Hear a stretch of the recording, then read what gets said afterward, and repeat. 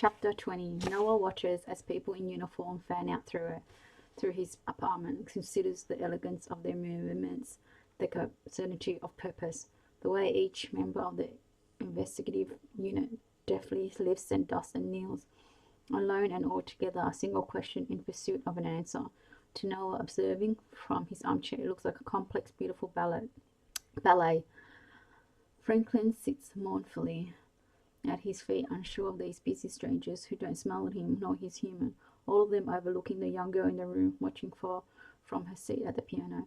Noah went to the police as soon as they released my name, said he might have details they'd be interested in, offered up his apartment, no warranty necessary, and consented to the blood tests and swabs, dismissing any offer of coffee or condolences. He was there for one thing, and one thing only, to help them find the man who hurt Alice Lee. Noah still doesn't like to think of me as dead.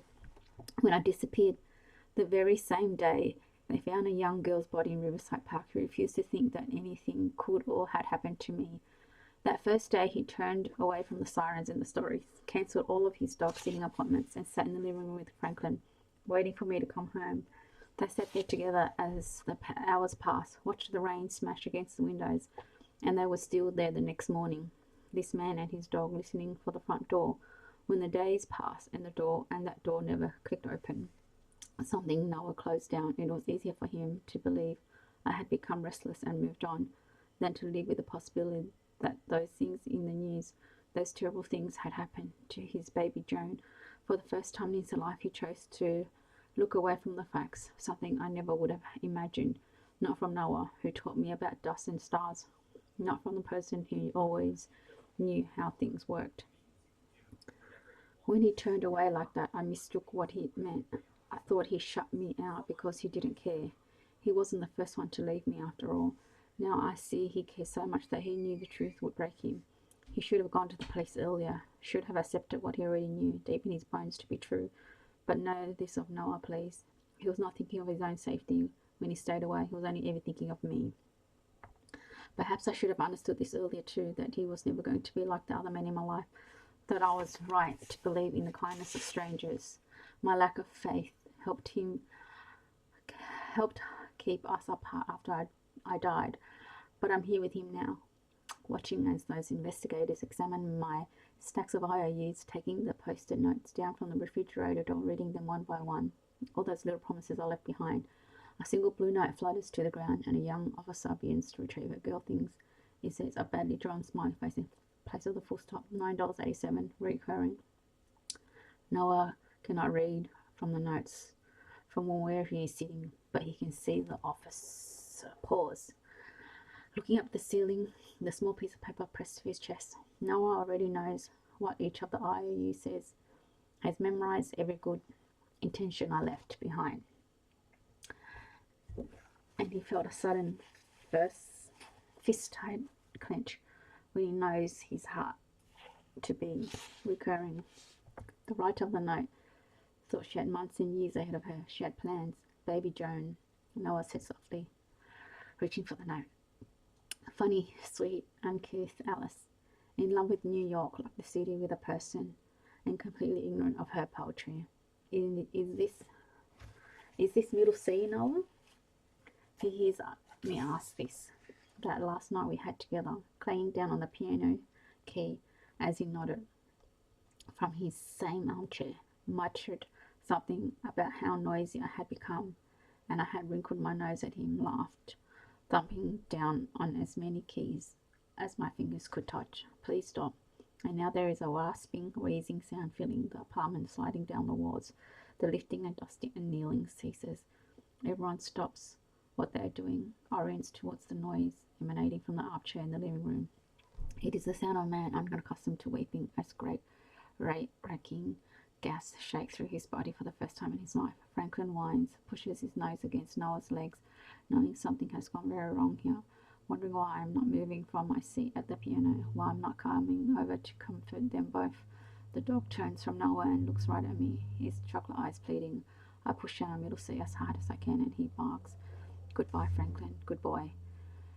Good boy, Franklin. Good boy, I whisper, but I cannot be heard over the sound of Noah's sobs. The investigators gather around him. The well-presented dance interrupted by the rawness of his grief. Everything I owe this man sits sealed in plastic bags on the kitchen table behind them. The brief story of my life in this apartment, this city, and the simple promise of the word recurring. How to let them know this was the safest I have ever been. Ruby messages her old colleagues, the ones who said they'd love to see her when she'd settled in. Both text back within minutes. I'm free 2 weeks from Tuesday, so one, let me see if I can reschedule my spin class next Sunday, says the other, and Ruby puts the phone down, embarrassed. This is how you die alone, she thinks. You're not alone, I want to say, but I don't think a dead girl will make her feel any better today. I suppose living with Mr. Jackson in secret for a month, I got used to getting unnoticed by everyone else. Or perhaps it was all those years with my mother, moving from place to place, shimming through the cracks of another town, another coming or going, sliding into new schools or friendship groups, so as not to be questioned when I arrived, nor to be missed when I left. Thinking about it, I guess I had already perfected the art of invisibility, and Mr. Jackson nearly understood how easy it would be to keep me hidden away. The problem is, once you get used to going unnoticed, you think no one else can see you either, like a dog with his head under the couch, who doesn't understand his tail is still in plain view.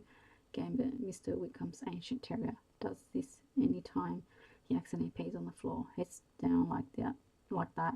You forget there are those who spend their lives looking for girls who feel unseen. There are men actively hunting such women.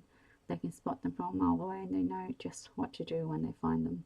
You forget, or maybe it's something Ruby never even knew, that some men are constantly vigilantes, watching for girls no one else will think to look for when they're gone. She returns to the park every day now. Without Death Club as her guide, Ruby continues to feel lost, alienated. It doesn't help that true crime forums already have another mystery to fixate on. A girl named Beth who was found decapitated in Arizona. Clang goes alarm, and the national media has turned its attention to the poor girl, to the daughter of a city councilman. Beth has already given up her secrets, some of them at least better than I did. What will it take, Ruby wonders, to finally feel like she knows enough about me? When she comes down to the river these days, she still takes the time to say my name out loud. Once or twice she even thinks she sees Tom approaching, the broad man with his broad smile, and she can't quite tell if she's relieved or disappointed when it never turns out to be him. The return of loneliness will do that to you, get you all turned out about, make you forget what you know about men and desire. Or she forgets down by the river, lost in her thoughts. Is this, if someone really wants you, they will always find a way. Thank you for listening.